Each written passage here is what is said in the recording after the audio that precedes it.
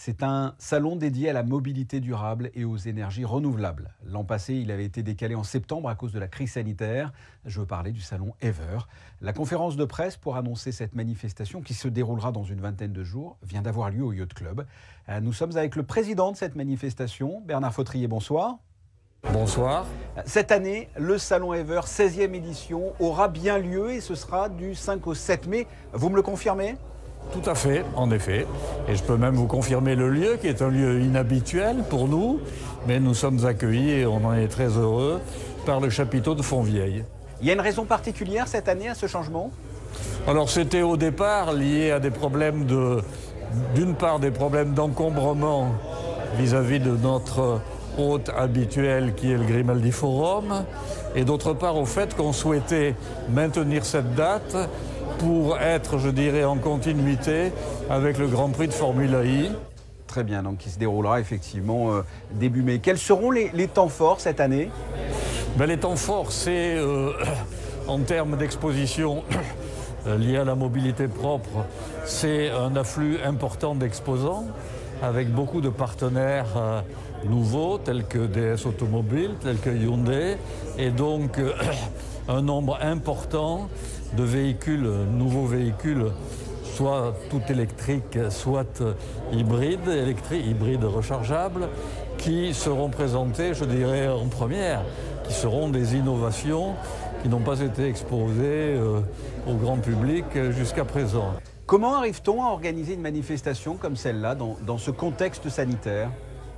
Je crois qu'à partir du moment où on considère qu'il y a un certain nombre de règles à respecter, et elles le seront bien entendu, celles qui sont édictées par les autorités monégasques, à partir du moment où il y a une petite équipe qui est très motivée, on le fait, et c'est, je dirais, une des conséquences encourageantes ou positives, on le fait dans un contexte où il y a un besoin, un désir de plus en plus grand du consommateur, de la population, de passer à autre chose en termes de mobilité, d'avoir une mobilité plus respectueuse de l'environnement. On l'a vu avec des chiffres qui ont été des chiffres records en termes d'enregistrement ou d'immatriculation de nouveaux véhicules. Vous avez ces chiffres, vous pouvez nous donner quelques chiffres justement ? Écoutez, à Monaco, on a dépassé les 7% du parc en véhicules électriques ou hybrides rechargeables. On est à peu près certain qu'on dépassera les 8% avant la fin de l'année. Et donc l'objectif, c'est vraisemblablement, d'ici à fin 2022, d'avoir dépassé les 10%. En quelques mots, qui seront les exposants ? Ils viennent d'où ? Que proposent-ils cette année ? Les exposants viennent de toute l'Europe. Ils proposent, encore une fois, comme je le disais, des produits innovants.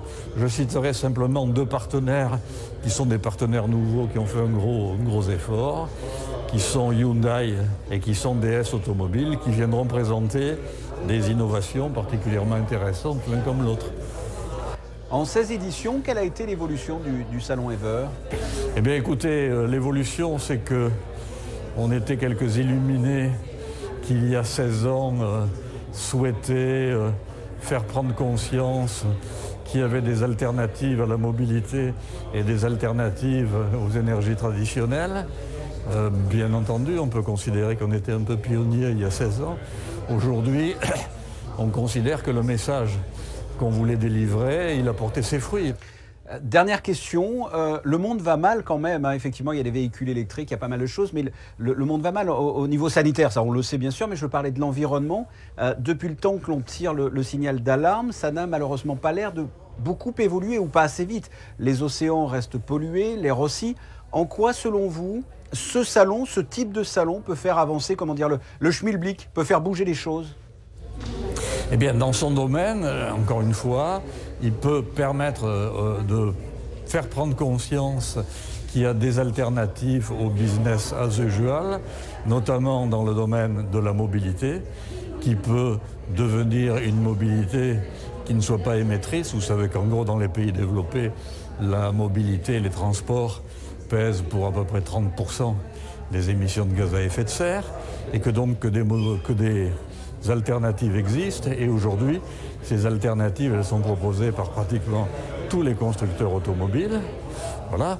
Et qu'en matière d'énergie renouvelable, eh bien entendu, on peut s'affranchir de plus en plus des énergies traditionnelles et trouver des solutions alternatives, au-delà d'ailleurs de tous les progrès considérables qui peuvent être faits, et les pays européens le font beaucoup, et Monaco en particulier, en termes d'amélioration de l'efficacité énergétique dans les constructions, par exemple.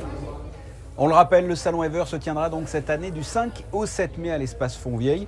Bernard Fautrier, merci d'avoir répondu à mes questions. Merci à vous, M. Bonnier, bonne soirée.